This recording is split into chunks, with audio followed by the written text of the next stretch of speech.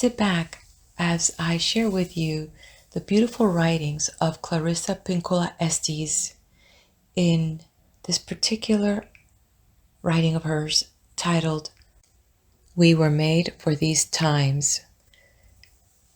Clarissa Pinkola Estes is an American poet, post-trauma specialist, and Jungian psychoanalyst, and much of her writing is influenced by her family people who were farmers, shepherds, hofmeisters, wheelwrights, weavers, orchidists, tailors, cabinet makers, lace makers, knitters. You gotta believe it. It's her whole cultural history that has been influenced her from the old countries. And when I came across this, it really tugged at my heart. There is a raw somethingness as she weaves her words and has an ability to take you into her world. And I find it captivating enough to share. Enjoy. My friends, do not lose heart. We were made for these times. I have heard from so many recently who are deeply and properly bewildered. They are concerned about the state of affairs in our world now.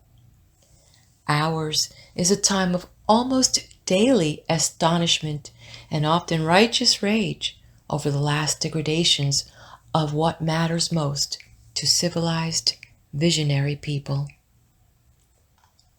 You are right in your assessments. The luster and hubris some have aspired to while endorsing acts so heinous against children, elders, everyday people, the poor, the unguarded, the helpless, is breathtaking. Yet, I urge you, ask you, gentle you, to please not spend your spirit dry by bewailing these difficult times. Especially, do not lose hope. Most particularly because the fact is that we were made for these times. Yes, for years we have been learning, practicing, been in training for, and just waiting to meet on this exact plane of engagement. I grew up on the Great Lakes and recognize a seaworthy vessel when I see one. Regarding awakened souls, there have never been more able vessels in the waters than there are right now across the world. And they are fully provisioned and able to signal one another as never before in the history of humankind. Look out over the prow. There are millions of boats of righteous souls on the waters with you. Even though your veneers may shiver from every wave in this stormy royal, I assure you that the long timbers composing your prow and rudder come from a greater forest. That long-grained lumber is known to withstand storms, to hold together, to hold its own, and to advance regardless. In any dark time, there is a tendency to veer toward fainting over how much is wrong or unmended in the world.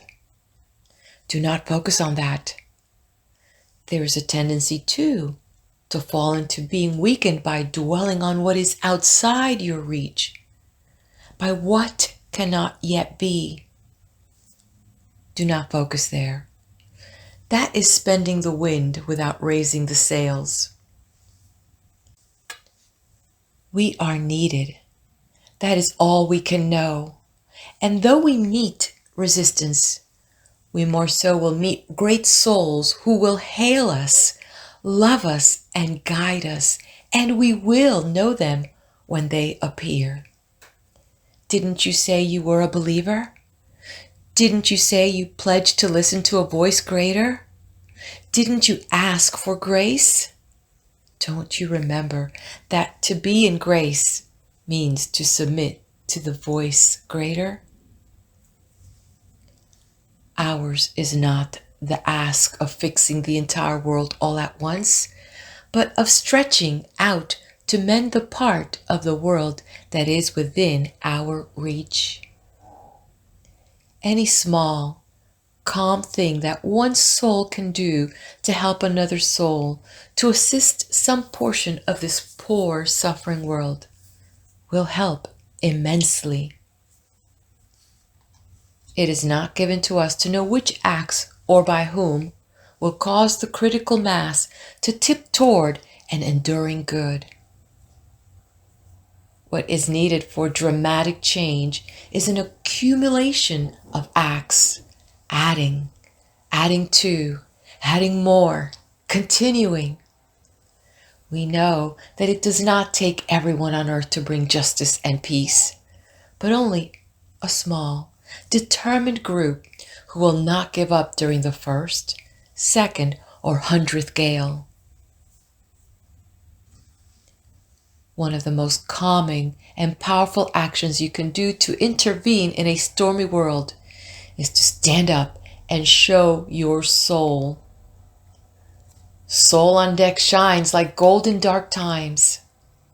The light of the soul throws sparks, can send up flares, build signal fires, causes proper matters to catch fire.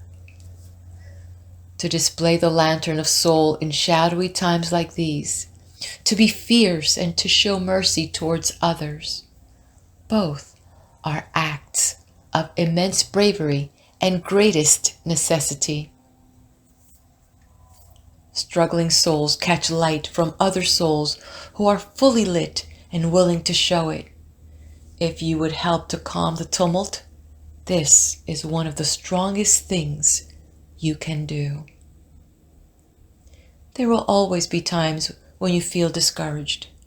I too have felt despair many times in my life, but I do not keep a chair for it. I will not entertain it. It is not allowed to eat from my plate. The reason is this. In my uttermost bones, I know something, as do you. It is that there can be no despair when you remember why you came to earth, who you serve, and who sent you here. The good words we say and the good deeds we do are not ours. They are the words and deeds of the one who brought us here. In that spirit, you will write this on your wall. When a great ship is in harbor and moored, it is safe, there can be no doubt. But that is not what great ships are built for. By Clarissa Pinkola Estes. Thank you. Leave me your comments. Tell me what you think and how does this relate to anything in your life now. Be blessed.